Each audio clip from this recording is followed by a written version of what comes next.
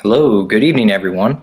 I'm Paul Kagebein at the Garvan County Library, and tonight I have the pleasure of speaking with Italian artist Pepe Gaka. Pepe has been a street painter since 2011 and has traveled all over the world to create art. If you've ever driven or walked around downtown Hot Springs, you surely will recognize some of his work. Not only have his murals added some beautiful and iconic imagery to our city, but a lot of his work, such as the Quapaw or Black Broadway murals, give a constant representation to communities of color whose stories are essential to the history of Hot Springs. So, Pepe, good evening, and thank you for joining us. Good evening to everyone. I say Thanks for inviting me. Absolutely. I say good evening, but what time is it where you're at? Well, it's 1 o'clock in the morning, but that's okay for me. Like most of the time, I go to sleep, like 1 o'clock, 2 o'clock, 3 o'clock in the morning. So no issue. So we're not ruining your schedule. No, not at all. So to everybody watching, if you have any questions or comments, as always, please don't hesitate to ask them, and we'll try to go through as many as we can live tonight. But first, I believe Pepe wanted to start off with me showing a brief video, and then discuss that for a moment. So I'm going to go ahead and play that for you.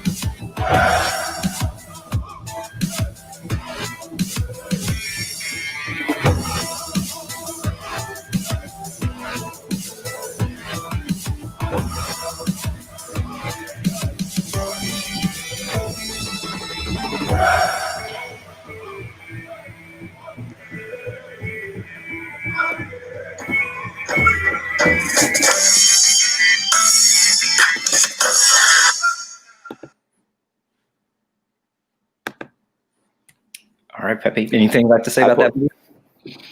Well, it's a lot of good memories. It comes back to me. So there was a project we did in 2017. That was actually my first project in Hot Springs. And I mean, for my very first project, so the person pretty much behind this project has always been Mary Zunik. So a big thank you to Mary, which I think she's watching, because she's really the one behind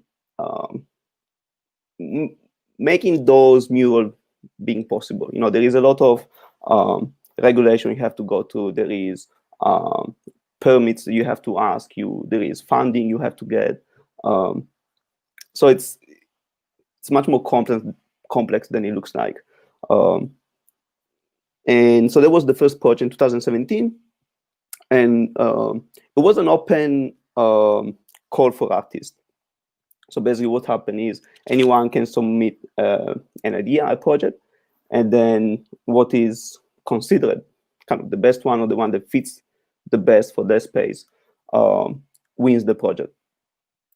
So what I did, I never been to, before 2017, I never heard of Hot Springs. I barely know where Arkansas was.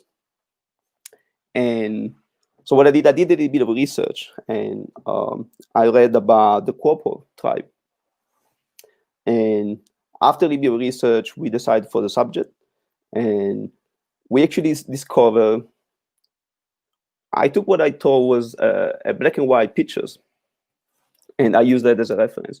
We actually discovered that that picture, the black and white pictures, was a black and white pictures of a black and white photo of a painting by a great painter, Charles Banks, which he did a whole series of Native American. It was actually his wife. She was Quapaw, and I just so we went to talk with the daughter of Charles Banks. We got the approval to use that subject, that image as for the murals, which by the way, that I mean, it is depict a warrior, but the funny story behind that is the guy in the picture.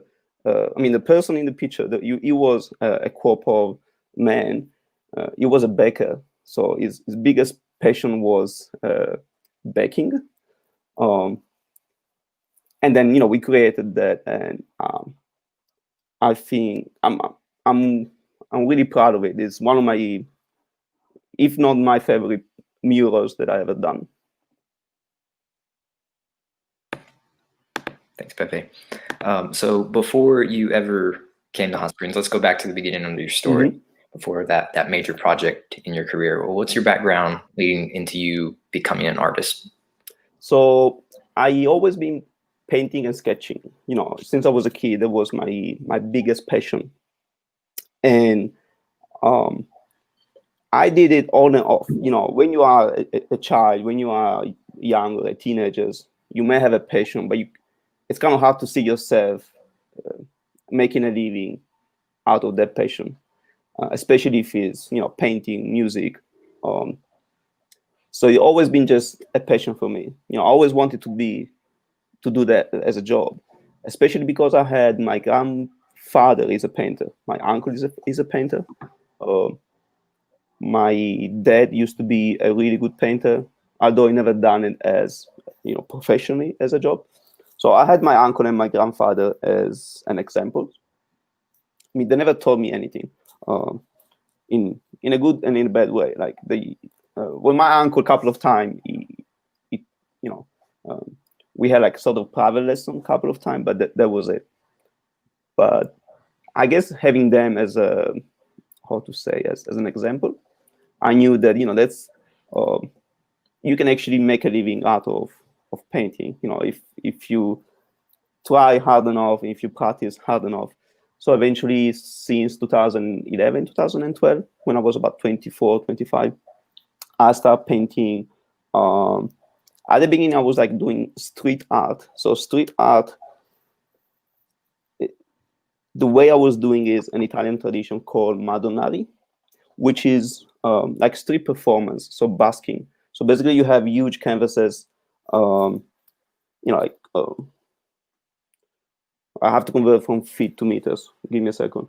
So about 100 feet, 100 square feet, 150 square feet canvases on the floor, and then you recreate famous paintings by Caravaggio, by Michelangelo. You recreate them on this canvas using chalks, and then people give you donation. That's the idea behind street performance busking, the way I used to do it. So I used to do that for a couple of years in Australia, in Japan, in New Zealand, in Canada. And then slowly I started doing painting on commission on canvas, and painting on the wall, and then murals, and then eventually it's been like a transition. Then eventually I ended up doing murals on the wall, which doesn't mean I'm gonna do that for forever. Maybe the next step would be, I don't know, it can be going back to painting on canvas, or even do several things at the same time. murals, painting on canvas, and who knows. So your love of art came from your family? I would say yes, definitely. And I mean, they never pushed me to do it. They never, I would say they never kind of, you know, pushed me hard to do it, but they never stopped me from doing. Um, been working, so I'm being kind of earning money, like working like hospitality, so totally different things since I was 14, 15. So they always told me, like, you make your money.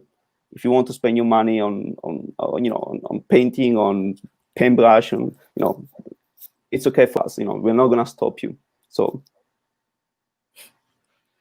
you talked about earlier the Quapaw painting inspiring you to come to Hot Springs. So your love for the history of the Quapaw came first before you were familiar with Hot Springs. And you mentioned Mary Zunick, and she actually says hello in the comments. Hi, Mary. So what was the process like once you realized that the Quapaw painting was something you wanted to do? What was the journey like to Hot Springs from there?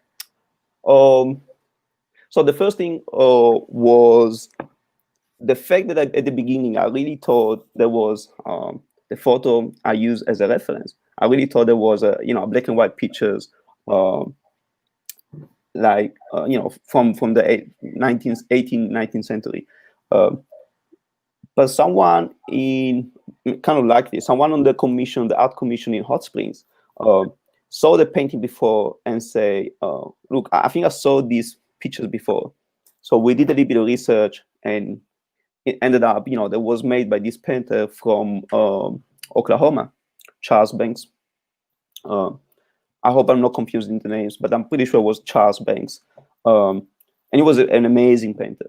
And he did all a series about Indian painters because his wife was Quapaw. So that was the first obstacle that we had to go through. We had to get the permission of the daughter first. So we had to actually to go all the way, me, Mary, Gary, and Don Gooch. We have to go all the way to Oklahoma to meet this the daughter of Charles Banks and ask the permission. And I mean, it was an amazing experience. So even because I met Gary for the first time, Gary Simmons, which is an amazing painter from Hot Springs. And once we got that, we could, we have, every time you propose a design for a wall, you always have those, let's say, you propose the design already knowing the walls, but then there's always like the final touch that you have to decide, the final touch of the design that you have to decide on the spot, which can be, the shade of the background, those things you have to decide them. I mean, you can sort of decide them, you have to before, but then you can decide kind of, say, 95% of the design of the painting. Then only once you are in front of the wall, you can decide the rest 5 or 10%. Because I mean, it's like a canvas, but it does work like a canvas. So if you wouldn't put like a 15th century paintings in with a 15th century frame in a modern house, I mean, it wouldn't look right. And for the same reason, you wouldn't put a contemporary painting with a very modern frame in a whole house. It kind of would look out of place. So that makes sense. So what are some of your favorite things about working in Hot Springs? What's kept you coming back time and time again? Well, I would say the people, definitely the people. Well, even the size of the side of the seat of the town is, I think, is the perfect size. It's not too small. It's big enough that you always have something different going on, but it's not too small that gets boring living in Hot Springs. And I mean, you're blessed. You have, the lakes, you have the national park, you have history, um, you have um, all the springs. Yeah. So I mean, you're blessed with, I wouldn't say everything, but almost everything you need to be happy. But definitely the people, I think, is the best, is what makes Hot Springs special. Yeah. Um, People are friendly, people are nice, and I mean, I have to say I love Arkansas. I think it's a great place. Very often when I go, even outside of the U.S., I talk about Arkansas, and when I meet someone from the U.S. and I say, I work and for a good part of my time I live in Arkansas, they say like, why do you live in Arkansas? Like they always say, especially if they're kind of from California, from New York, from Florida, for the big states, they always say, there is nothing in Arkansas, and I think that's the bad, how to say, that's the idea that people get of Arkansas if they've never been to Arkansas. Yeah. The stereotype, if you've never been to Arkansas, is there's nothing good. I mean, not nothing good, but it doesn't have a good reputation. But once you go to Arkansas, you see things are great. So I always disagree with anyone from US that says, it's Arkansas, why you live in Arkansas? It's, you should come to California, you should live in California. It's like no. Yeah, Hot Springs has an interesting mix of culture and nature without being too big or too small. Sometimes of the year it's pretty big with all the tourists, but yes. Did you get to experience that? I did a couple of times during the I mean, not 2020, but before, when you had the St. Patrick's Parade, the smallest St. Patrick's Day. Yeah. Yes. So I mean, it's an interesting, it's a lovely place, and it's not even that far away to reach. You have Little Rock Airport, so it's easy to reach. Susie in the comments says that's our little Arkansas secret. Indeed. So I think it's actually, I don't think it's a bad thing that Arkansas has a bad reputation. So you don't have everyone going to Arkansas like happens in California or New York. It's a good thing and a bad thing at the same time. Yeah, set the bar low and surpass the expectations. Yes. I mean, it's totally different from the opposite. So we talked about the Quapaw quite a bit. I'm going to show that on the screen for a moment. But let's go through some of the other paintings that you've done in Hot Springs, and you can tell us a little bit about them. Okay, so that was the second one. What happened is once we finished the Quapaw, we start talking with Mary once again about what if she asked me like what would you like are you ever gonna come back in Hot Springs and things like that, and I said like I would love to, and we start talking about creating a mural. The main reason behind it was to raise money. So what I told to Mary is, look, I'll be very happy to come back in Hot Springs if we can find a way to raise money for charity. So I was and I am kind of always raising money for an orphanage in the Philippines, which I work with and kind of sponsor. And so the Garvan Garden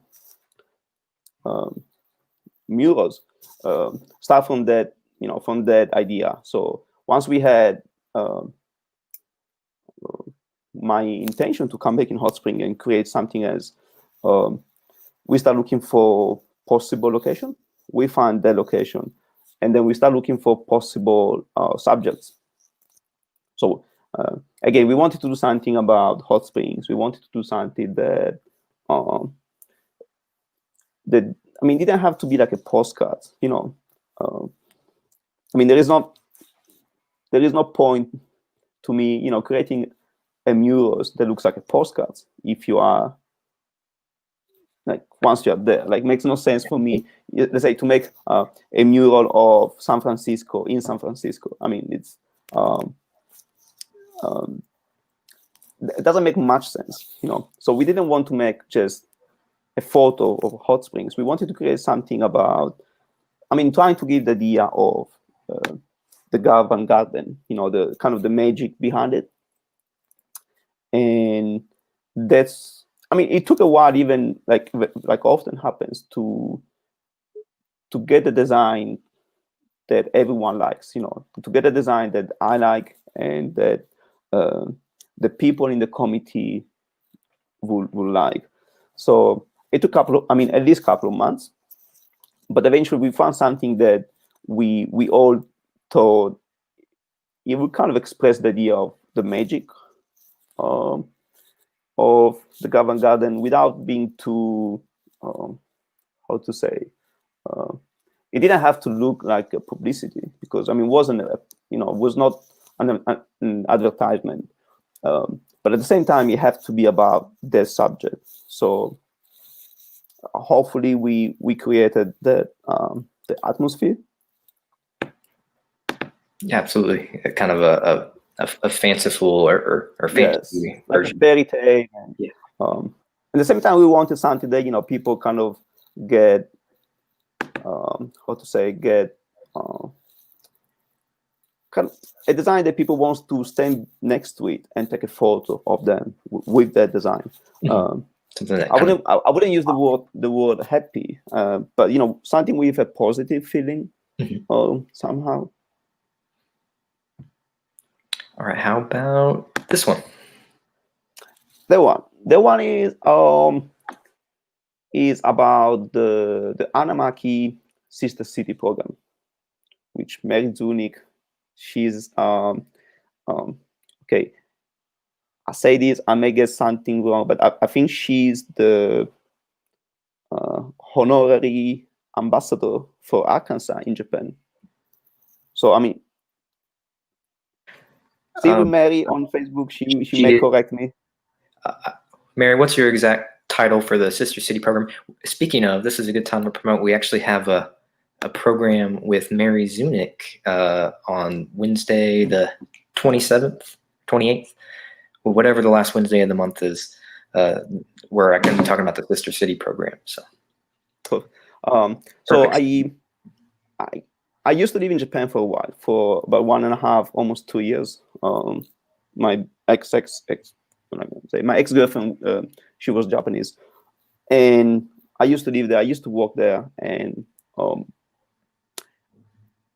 once we started talking about the Sister City program, we thought it would be. I think there was the 25th anniversary of the program coming up. It was very close. So we thought it would be really nice to have, to make a small murals about the Sister City program. Something with a Japanese, something about Japan, about the Hanamaki, with a Japanese feeling. Something that when Japanese come to hot springs, they'll be surprised to see, something like that, something like made in the Japanese style, which is called, in this case, it's called ukiyo-e.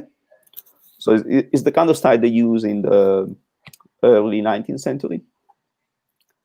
And we thought it would be nice, to have, even for the Japanese delegation, for the Japanese students, they come to hot springs and they see something about the homeland.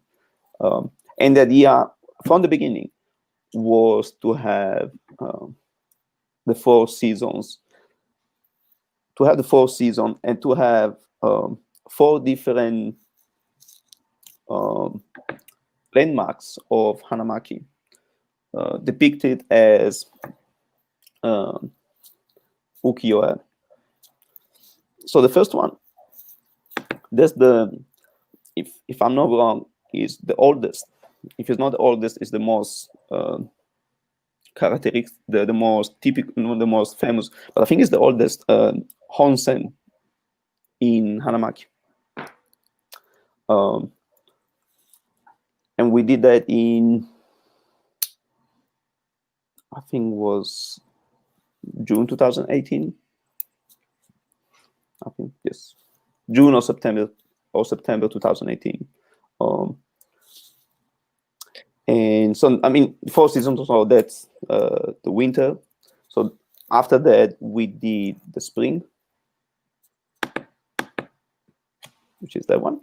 So that's not the most famous temple in Hanamaki, but we wanted to do, we wanted to do 4 landmarks, but we didn't want to do, for too obvious landmark. So that's a sort of minor temple in Hanamaki, and we just wanted to, kind of give the feeling of cherry blossom, and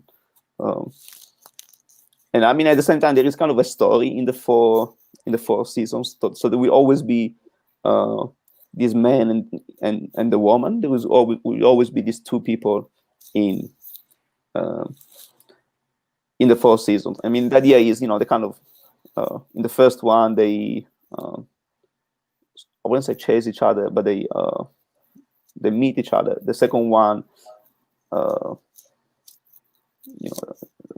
the man is waiting for the woman.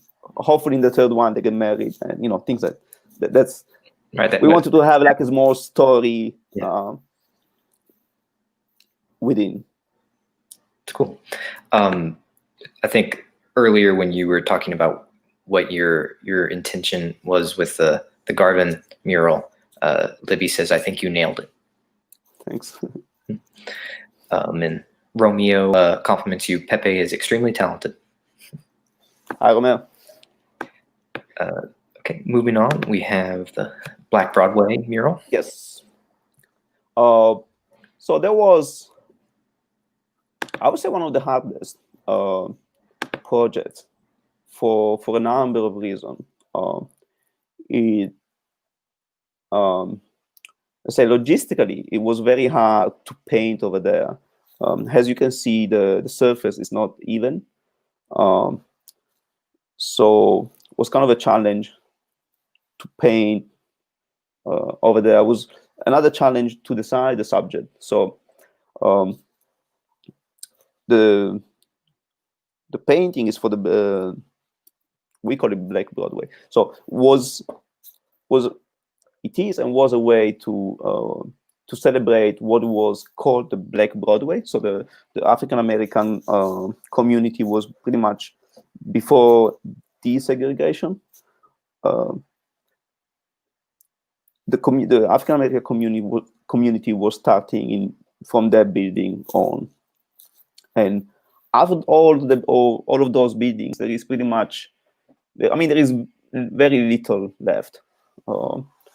So it was kind of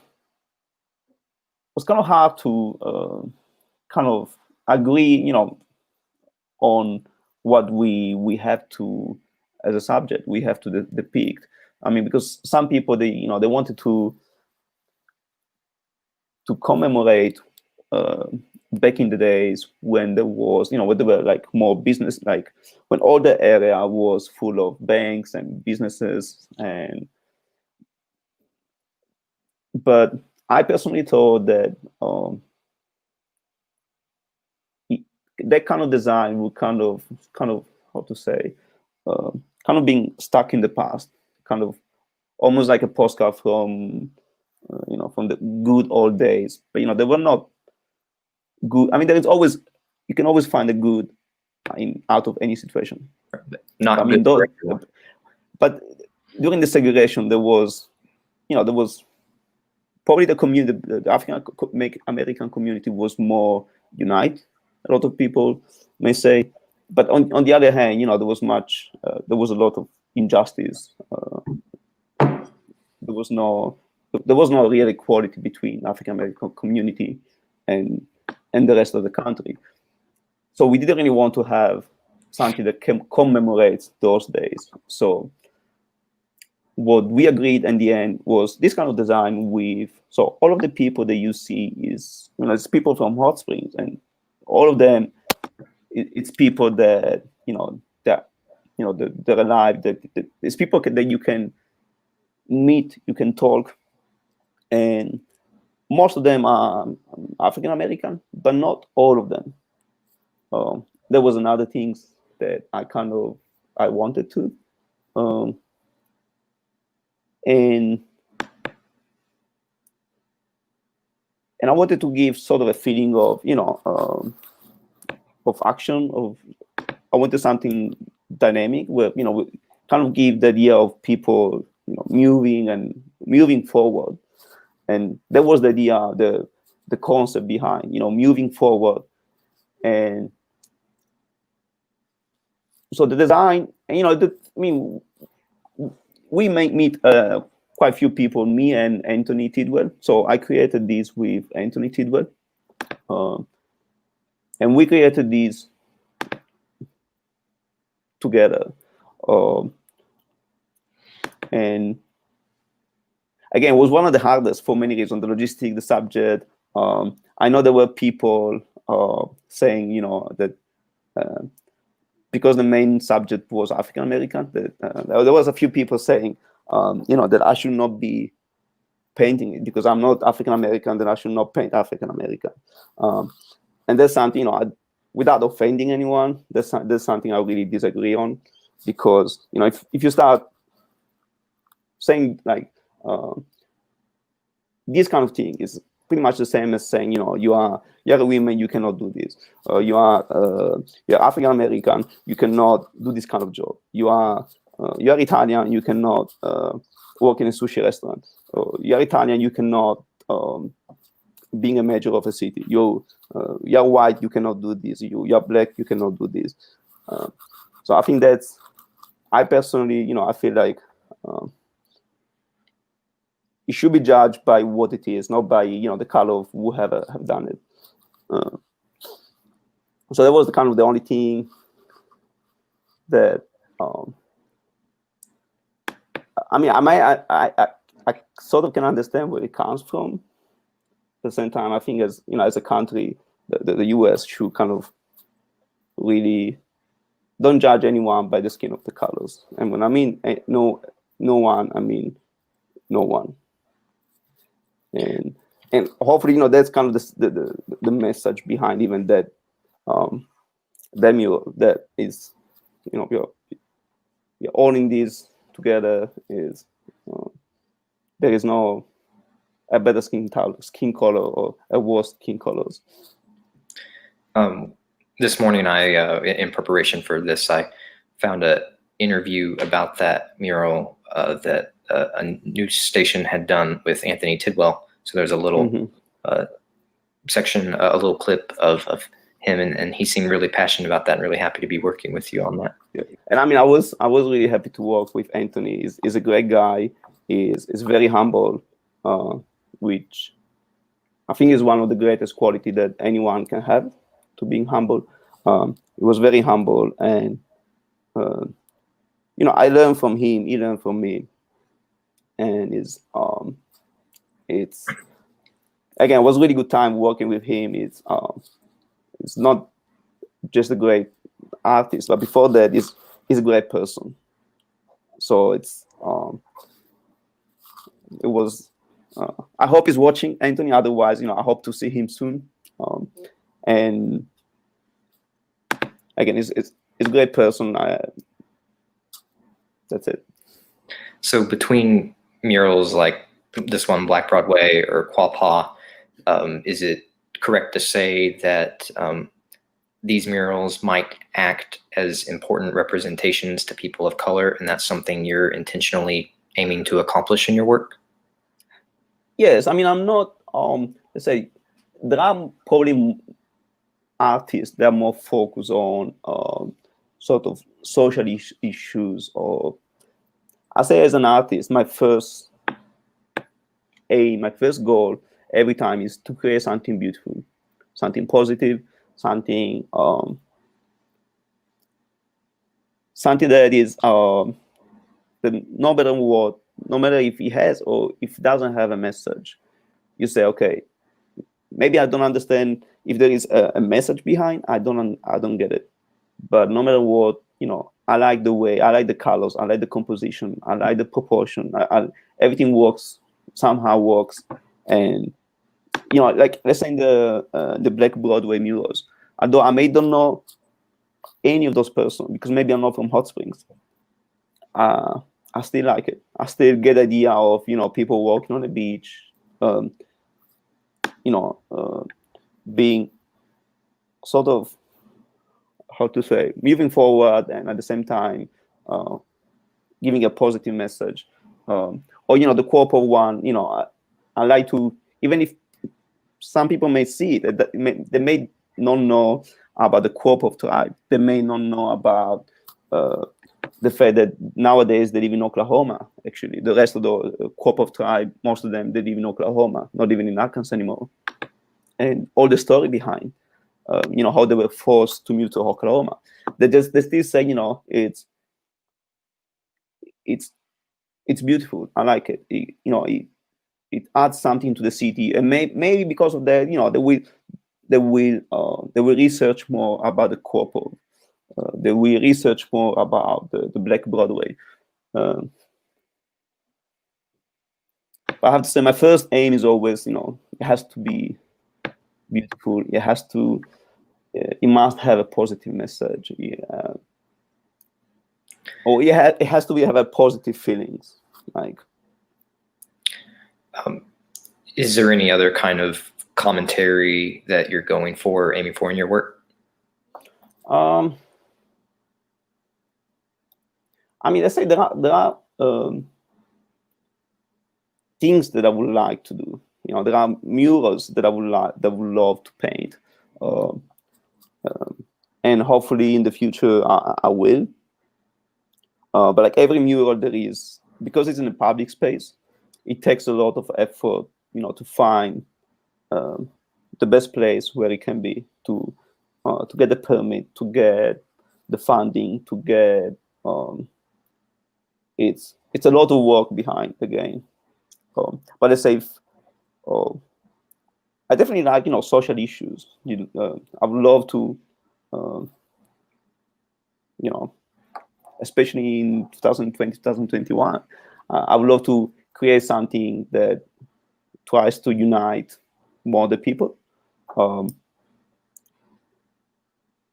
Let's say if I have to say what I would love to do is I would love to do a mural about people with cerebral palsy, or Down syndrome, or all these different conditions. Because, for example, I've tried, never done that in Hot Springs, but it happened more than once that I submit a project, a design for a project with, maybe in the design I put, a child on the wheelchair, or someone with Down syndrome, and somehow I never got any of those designs approved. So I would love in Hot Spring, hopefully 2021, 2022, I can do a mural, like a collaboration with First Step. That would be one of my dreams, to make a mural with, as a subject, someone with cerebral palsy, someone with Down syndrome, kind of to show the potential of people with CP or Down syndrome, and kind of, how to say, kind of to put them on stage. So I feel like modern society, we always, let's say there's a lot of talk about equality, but then you hardly hear about equality. You hardly hear about people with disability included in that. Like, there is just not much talking about people with disability, or the family of people with disability, or with cerebral palsy, or being on a wheelchair, or Down syndrome. So I'd love to find a way to make that on, sort of, I would say on stage. I don't know if it gives the idea, on display. Would you say that's your dream project? Yes. Oh, anything else on your artistic bucket list? Yeah, I mean that's something I've been trying to get for a while. Not in hot spring, but I hope that would be my first. I wouldn't say my only, but it would be my on my bucket list. That is my first one, my first and my second as well. So I was looking on your website at some of your other art from around the world, and I noticed there's a lot of imagery from nature and religion. What's some of your inspiration in those? Well, I feel kind of using the example of before. I feel it doesn't make any sense to if you're in San Francisco to make a painting of San Francisco. So I feel like in the cities, people nowadays is not used to go out in the wild, to go out in the forest for hiking that much. There's a lot of people, they're not able to recognize different kind of woods. They have no idea the difference between a cow and a goat. They have no idea what's a duck or what's a chicken in reality. But especially plants and trees is one of those subjects that always works in the city. So almost any design, doesn't matter what, it will just look like it works over there in any wall in a city. About your mural for people with disabilities, Karen in the comments says that's a great idea. I mean, I hope. I really hope. I haven't actually started talking yet with First Step, but I know a few people working in First Step, and I hope we can make it work. But even that, I kind of I would love for that mural to be in a very visible spot. Again, for the same reason, I wouldn't want to do that on the first. I mean, I'd be happy to do that on on the First Step building, but then I would like to do the same. Maybe I would love to be in a spot, very central spot downtown, something that everyone can see. And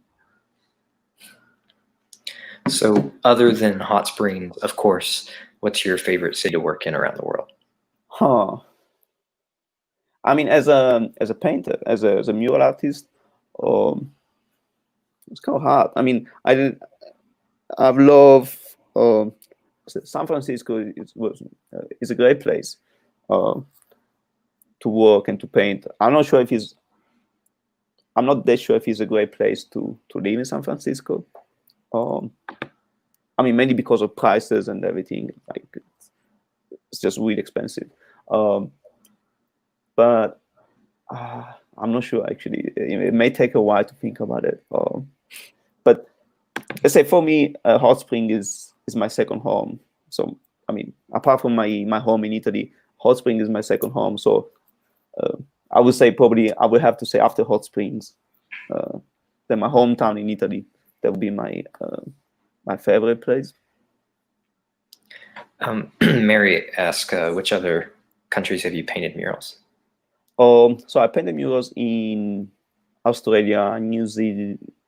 Okay, no, murals would be Australia, Pakistan, Canada, UK, Italy. I have one coming up in South Korea. Although it's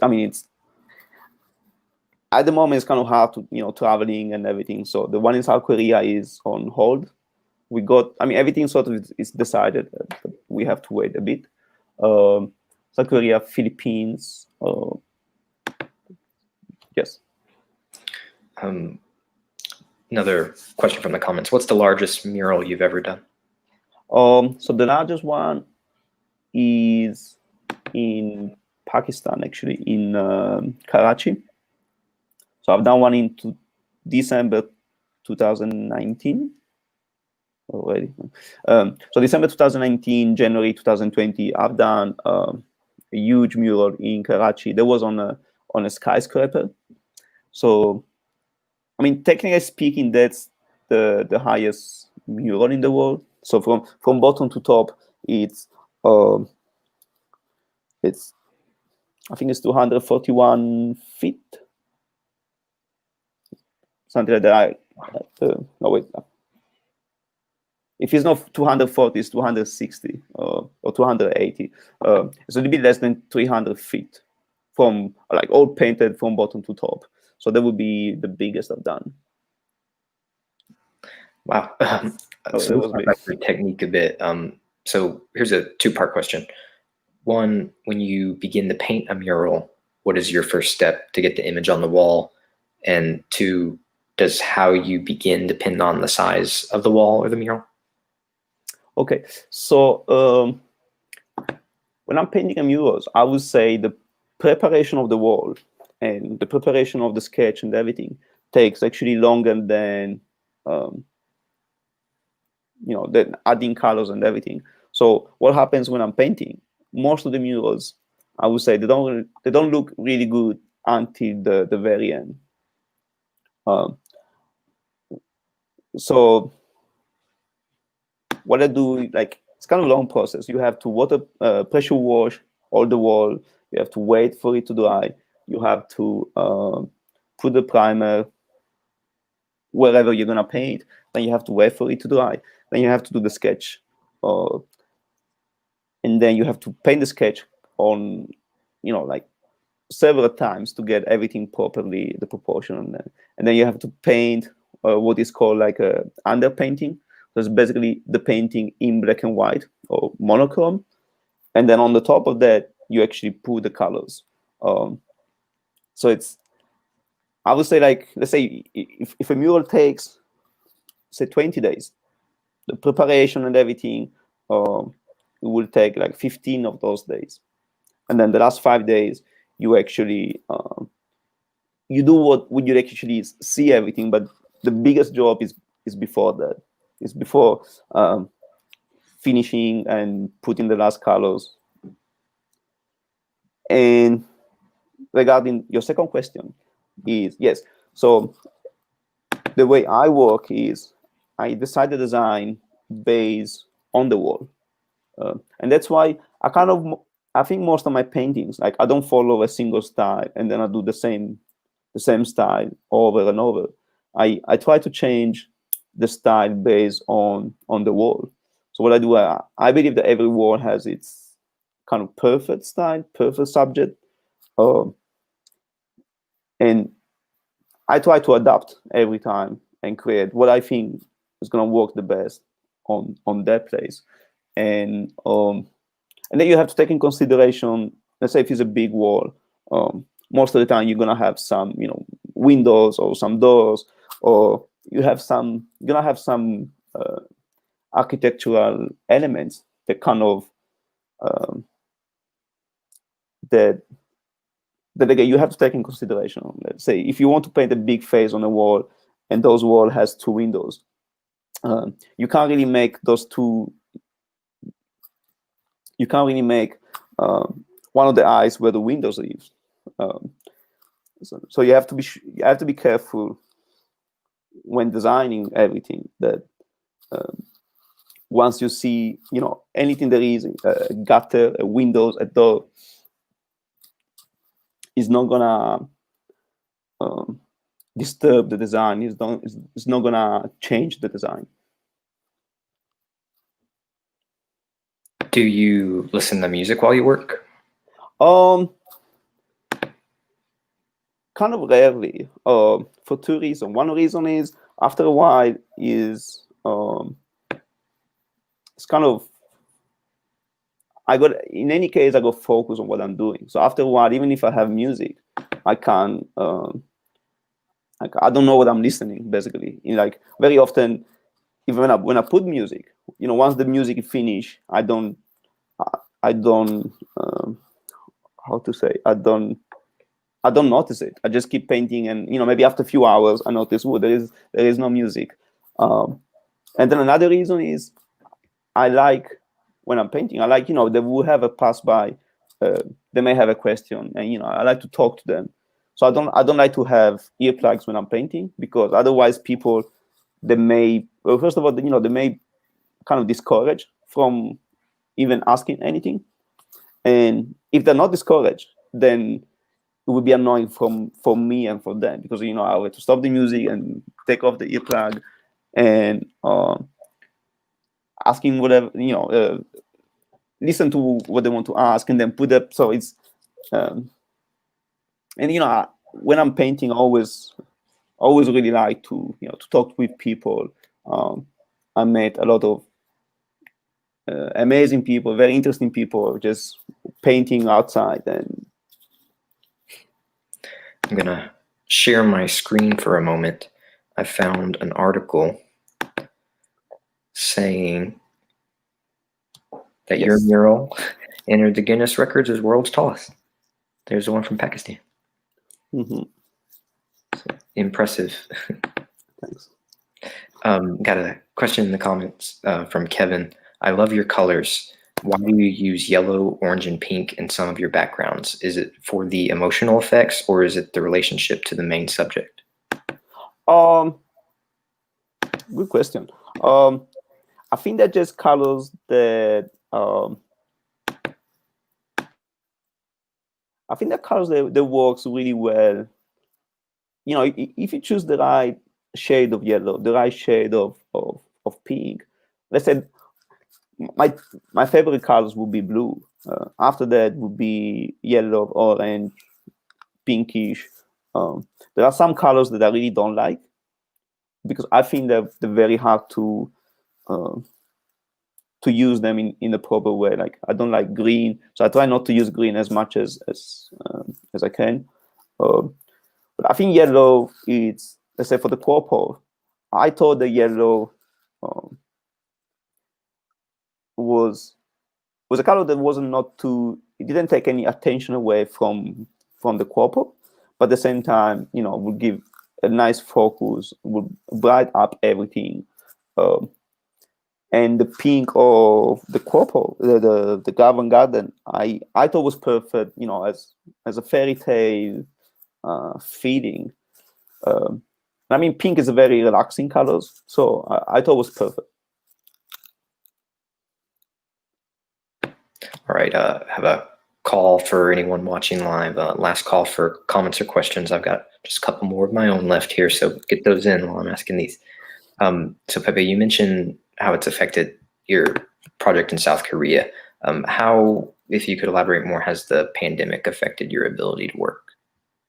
Well, I say, as for now, it's very hard to make any plans, any programs, because every week, that's not just in the US. In it, like, you can believe me, in Italy, we are in a much more, how to say,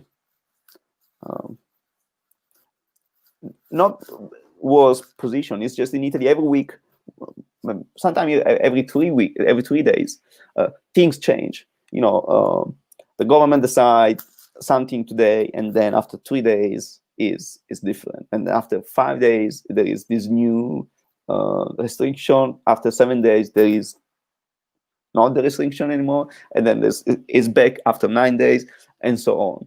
And that's kind of a little bit all around the world. So it's very hard to make a plans about about anything. But I mean, I'm still lucky. People lost the livelihood, and people lost their lives and everything. So I can't really complain. But it's I wouldn't say impossible, but it's almost impossible to make any plans for murals, which they take a lot of planning before. You have to get things, everything, like once you go in a place to make a mural, everything has to be arranged before, like weeks before, months before. So let's say for South Korea, I can't really go over there and prepare everything, and start looking for a chisel lift, and start looking for the paint supplies and start looking for if I need a visa, things like that, and whatever. I have to do everything months in advance. And with this pandemic, it's almost impossible to plan everything because I can't really say, in May I'll be there, because maybe in May I'm not allowed to be there. And then who knows? Would you ever consider a mural kind of representing the pandemic or the events of 2020, or do you prefer to put your art in more optimistic thing? No, yeah.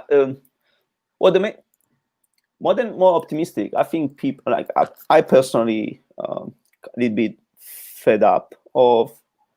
I don't know. I mean, in the US, you have probably more topics sometimes, like good and bad. But at least in Italy, if you take any newspaper, if you read any news, the first 5 minutes, the first page, the first 2 pages, every single day is about coronavirus. Every single day, with no exception, since March 2020. So now we are getting into the 13th, 14th months where every single day, everywhere on the news, on the newspaper, that's all you hear about. So no, I will definitely not doing anything. So even if someone asks me, like, can you make, murals about, I was like, look, anything but that. Like, without offense, it's like, I don't care about how much money they offer. Like, anything but that. Yeah. I think many people is like, they feel like me. There is, I mean, definitely is something we have to solve and is important, but it's not, it's not the only cause of death. It's not everything. It's not World War III. It's not. So we should, from my point of view, even talk about something that's, intense. Yeah. Yeah. Mary asks, can you explain why the Quapaw mural paint seems to be running? Yes. So as I say, that I always try to change a little bit of the style. And in the Quapaw, you may notice on the border, like sort of, in this case, on the kind of the feathers attached to the kind of the sticks. You may see, even walking by, you may see there are like there is some colors that looks like it's dropping. But there was, in fact, there was intentional. So if you spend more time, like, if you walk by and you spend more time looking at the 2 Quapaws, you will see that there is a lot of details in the face. And then as you move away from the face, there is a little bit less details. Everything gets a bit more rough in terms of the paintings. And I mean, there was just like an artistic choice. I really wanted to focus everything on the face, on the expressions, and that's even why you have the white circle behind it, because I really wanted the focus to be on the face, the eyes, the expressions, the nose, the ears, on the face, actually. I see that. So that was an artistic choice so the more you move away from the centers, the less details, and the dropping it's part of that choice. Taylor asks, is there a specific country you would like to travel to and paint a mural? We've never been to Russia and China, so I would love to. Yes, if I choose a country, I have to say Russia and China. Mainly because I've never been there, and there is a lot of history behind. I love history, so I would love to. Got a couple nice comments. Robert says, "We miss you, Pepe. Come back soon." And Hopefully. I miss you. I miss everyone in North Spring, and I miss Robert. Kevin says, "Thanks, and this is a wonderful event. Thanks for your time." And last question for you: do you have any advice you'd want to share with aspiring artists? Well, I would say it's well, the main thing is practice. Like there is no like practice, practice, and practice. There is no other way to be good at something. There is no. It's all about practice. And another thing is it's okay to have different opinion. So even when it comes to being an artist, being a painter, it's good to have your own artistic opinion. Sort of as soon as you can give them an explanation for. I think that's we don't all have to like the same thing. We don't all have to like the same painters, the same style, the same subject. It's okay to, let's say, I don't like Picasso. I think Picasso it's just a big scam. I think it was not a terrible painter, but it was not a good painter.